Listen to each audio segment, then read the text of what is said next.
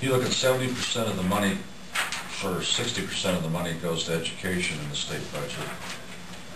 And then what's? DHS gets about 23. So let's say 80%. Unless they cut into that 80%, how are they going to address a $500 million shortfall?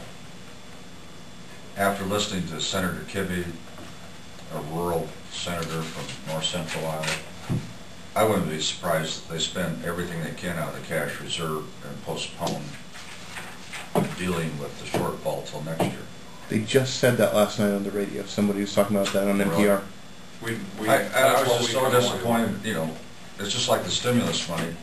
They're so gutless, and you know, they just worry about getting reelected. Instead of, like last year, they should have started making cuts. Instead, they relied on the stimulus money that's not there this year. Same people this year, listening to the leadership, instead of saying, "Oh, we're going to have to cut into education, and we're going to have to cut into DHS," and nobody even talked about that. So they're not addressing it.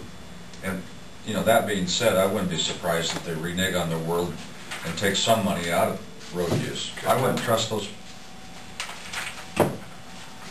It's just when you. That's what I mean. I said that earlier. That it's not done till it's done. Because if they get into a corner and they do not have enough money to cover, they're going to take it from somewhere.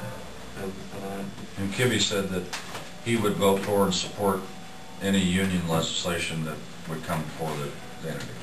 He did. So that giving the unions more power is not over.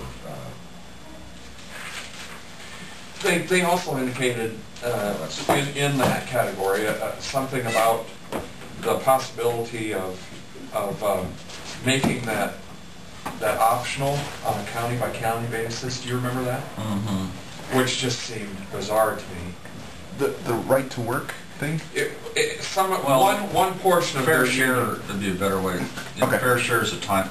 And another thing they want to do is state contracts or government contracts that you have to be a union shop to bid on it. And see, that's really bad for contractors like in Carroll and Storm Lake and Atlantic. You know, most small contractors scattered around the state. Mm-hmm. They're non-union shops, and they can't. You know, that if there's a hospital job, or you think of some of the bigger jobs, school jobs, hospital jobs in Carroll or Sac County, you know, really it will penalize the smaller contractors. You know, but their side keeps talking about Iowa needs more high-paying jobs, and not they exaggerate.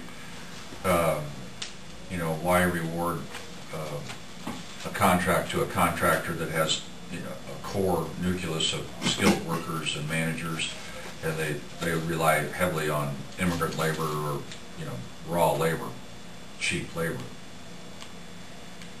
I guess for the taxpayers, the low bid saves the taxpayer money.